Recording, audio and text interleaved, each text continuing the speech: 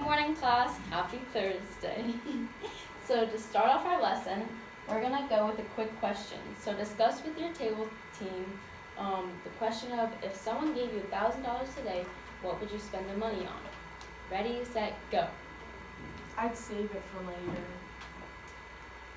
I think I would spend it on shoes. I think I would save it for tuition. Well, that's good. That's nice. Good job. So before we start talking about dollars, we're going to have to start with cents. So coins make up cents. So we're going to go through each coin.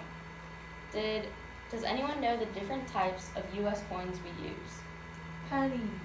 Nice. Nickels. Good job. Dimes. Yeah. Quarters. Hey, there you go.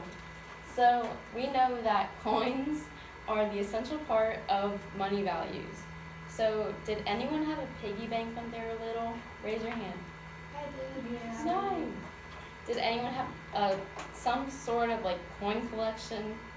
Yes. Yes. Yeah. See, so we've been using coins ever since we were little, and now we know that it's important to keep learning about coins because we'll be using them till we are old. So start off with today's topic is coins. By the end of the lesson, each of us are going to be able to say, when I look at the picture of all the U.S. coins, I can name all the coins and tell the value of each with 80% accuracy. I want everyone to remember this because this is what we're aiming for, and by the end of the lesson, we all will be able to do this. So our objectives, we go through these each lesson, so let's go. Given the numerical amount of each U.S. coin, and visual examples, students will be able to distinguish each coin name with correct values while also gathering the sum of the coins when shown together, presented on a worksheet in order to master the understanding of money values with 80% accuracy. So this is what y'all will be able to do by the end. And we are also going to be looking at, after participating in guided and independent practice, undergraduate students will be able to organize unordered instructional examples into the correct steps that follow the method of direct instruction with 80% accuracy. So, let's start. Quick question. I want these questions to be in the back of your mind. So, why is it important to know the values of each U.S. coin? And also, why does following the order of steps in the direct method instruction matter? So by the end of this lesson, we'll be able to answer these questions. So keep these going in your minds to remember for later. So first, I'm going to show you info and then I'll do some practice examples. So let's see. I'm going to give you each a coin. You can feel it and observe it. So our first coin is a penny. The person on the coin is Abraham Lincoln, and the color is copper, which is a reddish brown. And the value of a penny is 1 cent. So each one of these guys equals 1 cent. And $1 equals 100 cents. So we would only need 100 pennies to make $1. Our next coin I will be giving to you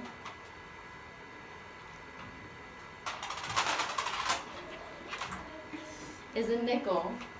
So we can see on the nickel, it is a picture of Thomas Jefferson. The color is silver and each value is 5 cents. So it would take 20 nickels to get to $1. This is our next coin.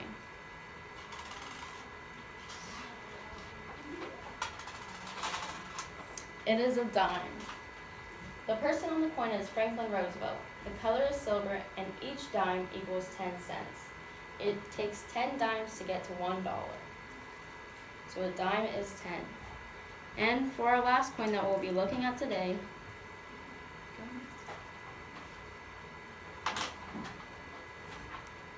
is a quarter. The person on the quarter is George Washington and the color is silver. The value is 25 cents. It takes 4 quarters to make $1.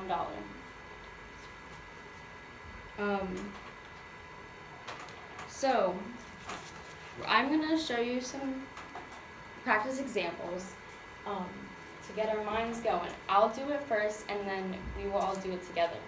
So, I'm going to think out loud so we know what we're doing. The first coin is of a nickel. So I know that's 5 cents. So I'm going to write 5 cents next to it. The next one, I see Franklin Roosevelt, and I know it's the smallest coin, and I know it's a dime. So I'm going to write 10 cents. This coin is of George Washington, and I know it's a quarter. That equals 25 cents. And this coin is a penny because I know it's copper and has Abraham Lincoln on it, which equals 1 cent. Now, I'm going to do some practice problems with explaining what it is to add the coins together to get different values. So if I have 4 pennies and I know each one equals 1 cent, it's just 1, 1, 1. So if I add them together, it's 1, 2, 3, 4. This equals 4 cents. I have 2 dimes. I know each dime equals 10 cents. So if I add those together, I'm going to get 20 cents. My last problem is 4 nickels. I know a nickel equals 5 cents. So if we add those together, it's 5, 10, 15, 20. 20 cents. So I have shown you the info first and then did some practice examples by myself while you guys watched. Now we're going to work together. So I'm going to pass out coin notes that are also presented on the board. So, okay. As I'm reading these off, think of the answer in your head where the blank is. Once you figure out what the blank is, raise your hands and you may answer the question. Okay. A blank has Abraham Lincoln's face on it and it is copper. It is blank cents. Emily. A penny, and it is 1 cent. Yes. So everyone write down in your notes, penny and 1 cent. Next one. A blank has Thomas Jefferson's face on it. It is blank and is worth blank cents. Does anyone know the answer?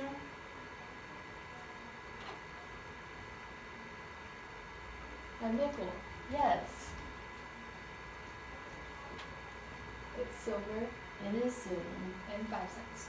Nice job. Next one. A blank has Franklin Roosevelt's face on it and is silver and worth how many cents? Jenna. A dime, Correct. and it is worth 10 cents. Nice job.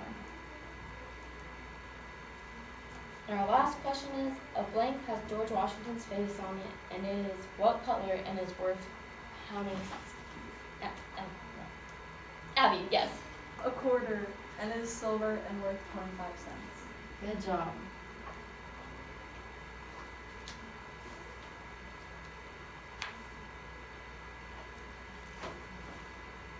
Nice job. So now I want everyone to flip back their papers and we're going to do some practice examples together.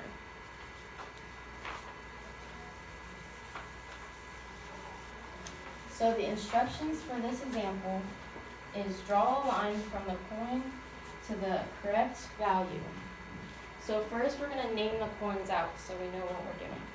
So I can see this coin is small and it has Franklin Roosevelt on it. The name of the coin is? Dime. Correct. So how much is the dime worth? Ready? 1, 2, 3. 10 cents. Nice job. So we're going to draw a line from the coin to 10 cents. Do this on your paper while I'm doing it on the board. So the next coin is big and it has George Washington's face. The name of the coin is? Quarter. Nice job. How much does a quarter equal? 25 cents. Perfect. So we're going to draw a line. Next, this is a small penny, small coin that is copper. The name of the coin is? Penny. Nice job. And how much does that equal to? 1 cent. Perfect. And the last is a coin, and does anyone know the name of it? Nickel. Perfect. And how much does a nickel equal? 5 cents. Nice job, everyone. So I want you to keep these sheets for review for later. Now I'm going to pass out your traffic light. So, as we've done this before, you'll either draw a red bubble at the top if you don't think you knew quite exactly what was going on the whole time you were doing it. And then yellow if you were kind of sure of the answers before we shared as a class, and green if you knew all the answers before we did the class discussion.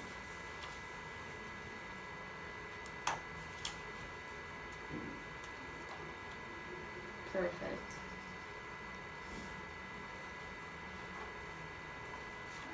Okay, so now we're going to do a whiteboard activity. So get out your whiteboards and your markers.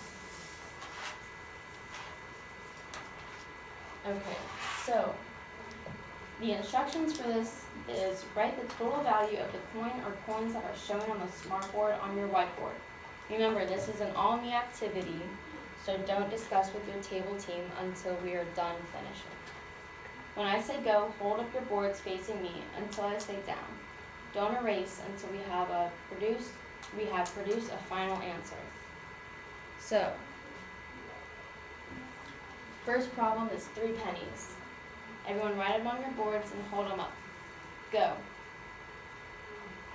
3 cents. Everyone wrote 3 cents, so I'm going to write that down. But if there were other answers given, I would have written it down and we would discuss which one's correct. But that was good. Next problem. 1 dime equals, hold them up, 10 cents. Good job. Next, 5 nickels. How much does 5 nickels equal? Hold them up. Nice job, 25 cents. We'll do a little bit more. So this time we're going to add them. So 1 penny and 1 nickel equal, hold them up, 6 cents. Good job, everyone. Okay, next one, we have 2 quarters. Hold them up, 50 cents. Nice. It seems like everyone is getting the hang of this. And our last problem is 4 dimes. So how much does 4 dimes equal? 40 cents. Good job.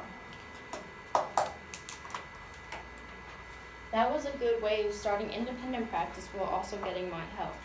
We were able to share the answers, and if we were to get different answers, which we didn't because we were doing great, we would discuss why we got those answers. Now, the next part is our quiz, which will be just your brains, doing it on your own. So, let's review what we have done today.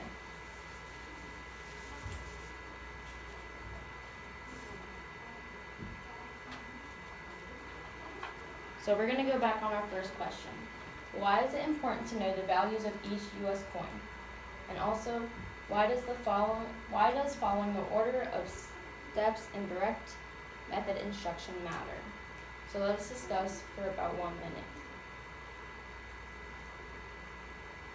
So, like, when you're shopping and stuff, it's good to know, like, if you're at, like, the dollar store and your total is, like, $2.27, you gotta have, like, the right change and stuff, you know? Perfect. Anyone want to talk about the second question? It's a different way of teaching, and I feel like everyone learns differently, so that helps with certain aspects of learning. Perfect. Good job. So, let's review of what we have done today. So, first, I introduced the topic of coins. Then, Ms. Carlton did example problems on the board. So I was able to do problems on the board while everyone observed. Third, Ms. Carlton and students did notes and practice together. This is when we are drawing the lines to the coin to each value, and we discuss as a class together to find the answer. And fourth, students practice and checked answers with Miss Carlton. This was our whiteboard activity, which you guys were able to come up with answers on your own, but we are still doing it as a class. Now, students will show what they know from the lesson. So this will be our quiz. So let's go back.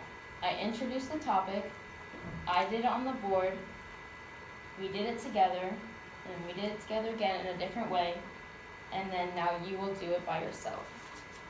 So, everyone clear your desks and we'll get ready. So the directions of the test are printed on your paper. The rules are please clear your desks and get a pencil out.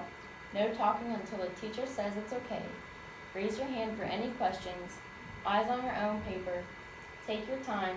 Turn test over when you are finished. No stressing, just smooth sailing.